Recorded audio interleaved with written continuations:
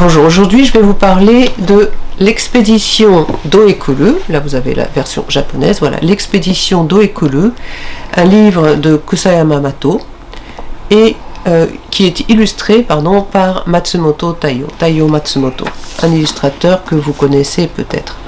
Kusayama Mato, c'est un nom de plume, c'est le nom de plume d'un célèbre professeur, d'un primatologue qui s'appelle Kawai Masao, en japonais, donc Masao Kawai, qui est très connu au Japon. C'est son œuvre romanesque, sa seule œuvre romanesque. C'est un scientifique qui a écrit beaucoup d'ouvrages, des ouvrages scientifiques, des ouvrages pour la jeunesse aussi, mais d'un point de vue scientifique également, et ça c'est sa seule œuvre de fiction. Il explique dans la postface que vous pourrez lire, elle figure dans l'ouvrage, il explique dans sa postface cela faisait longtemps qu'il voulait écrire, donner à lire, surtout peut-être, donner à lire son expérience avec les animaux, mais pas d'un point de vue scientifique, d'un point de vue plus humain peut-être, tout simplement. Et c'est pour ça que là il s'est autorisé à faire parler les animaux, quelque chose qui bien évidemment il ne pouvait pas faire dans un ouvrage scientifique. Parce que sa longue expérience du terrain lui a montré que les animaux avaient des émotions, ressentaient des émotions évidemment, avaient des pensées, des sensations comme les humains, sauf que la différence c'est qu'ils ne peuvent pas les exprimer à travers les mots. Donc lui leur a donné les mots pour exprimer tout cela. Ça donne un livre d'aventure. Je vous raconte l'histoire très brièvement. Ce sont deux enfants d'une dizaine d'années qui partent à l'aventure avec un adulte, le père Kazé, et sa famille composée d'animaux, des animaux qui sont tous plus intelligents les uns que les autres, des animaux qui savent parler, lire, écrire, qui ont des super pouvoirs pour certains aussi. Ils partent tous ensemble à la recherche d'un animal préhistorique qu'on pense être éteint, et il s'avère qu'ils vont évidemment trouver le dernier spécimen de cette espèce et pouvoir l'interroger. Et dans la deuxième partie de ce livre, cet animal leur racontera comment les animaux préhistoriques se sont éteints.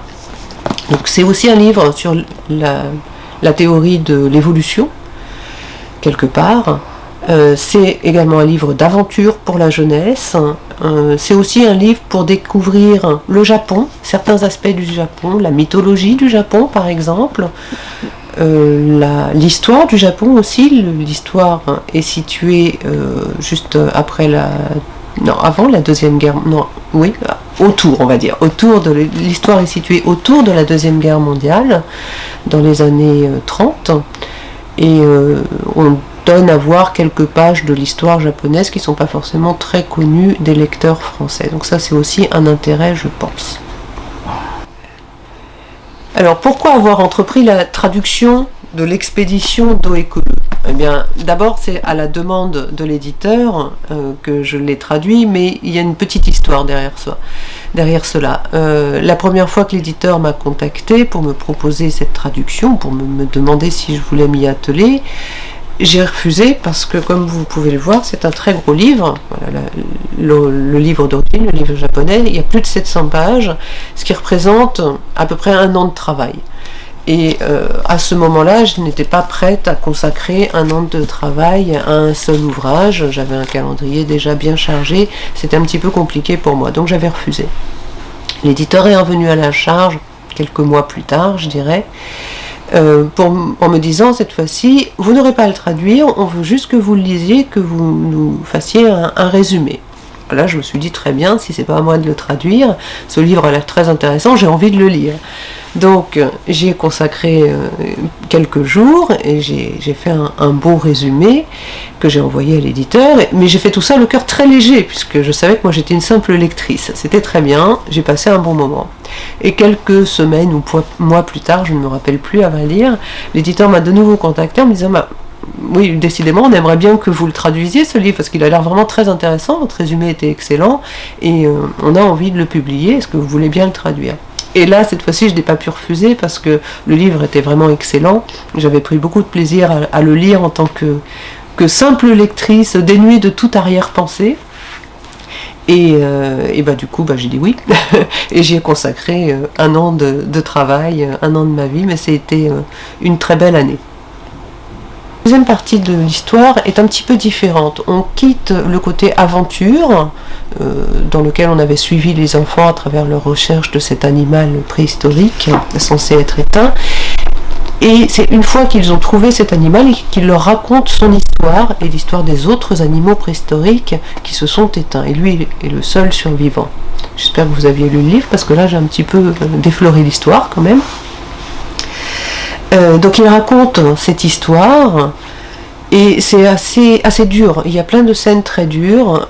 Il y a une conjonction entre des catastrophes naturelles, une longue sécheresse qui entraîne une famine. Donc les animaux sont affamés et ont du mal à survivre.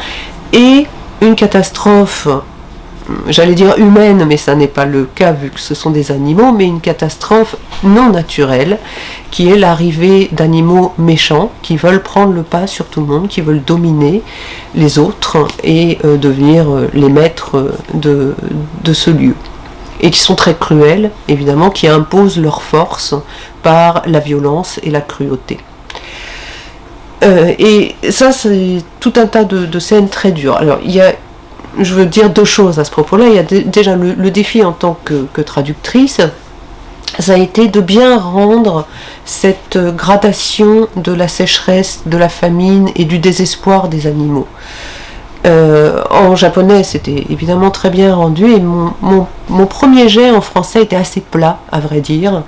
On avait un peu l'impression que ça se répétait tout le temps, que les animaux n'avaient plus à boire, n'avaient plus à manger, maigrissaient, et puis voilà, c'était très plat. Donc ça, j'ai beaucoup travaillé sur le français pour vraiment rendre une gradation et que le lecteur ne s'ennuie pas au fil de ces pages où l'histoire se répète un petit peu, on retombe dans un nouvel épisode de sécheresse, de famine, de violence. Il fallait bien marquer des différences. Ça a été un travail très intéressant. Et un autre aspect qui est pourquoi l'auteur a écrit cette deuxième partie de l'histoire qui est assez différente de la première partie. Il en parle dans la postface que vous pouvez lire dans l'ouvrage, je l'ai traduite aussi, et il explique que c'est lié à la guerre. Lui, il était enfant pendant la Seconde Guerre mondiale, il a vécu tout un tas de choses, et c'est aussi lié au fait que c'est un ouvrage pour la jeunesse. D'un côté, il a écrit cet ouvrage pour faire parler les animaux et transmettre les émotions qu'il les savait ressentir.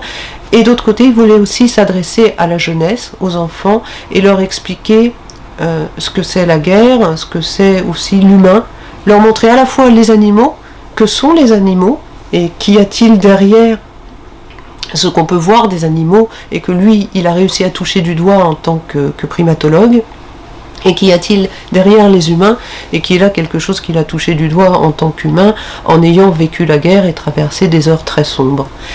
Et il le fait de façon très adroite, je trouve, en faisant endosser cela par les animaux. Il montre la cruauté, la violence, ce à quoi les humains, enfin les animaux en l'occurrence, et les humains derrière peuvent être réduits pour défendre leur peau, tout simplement.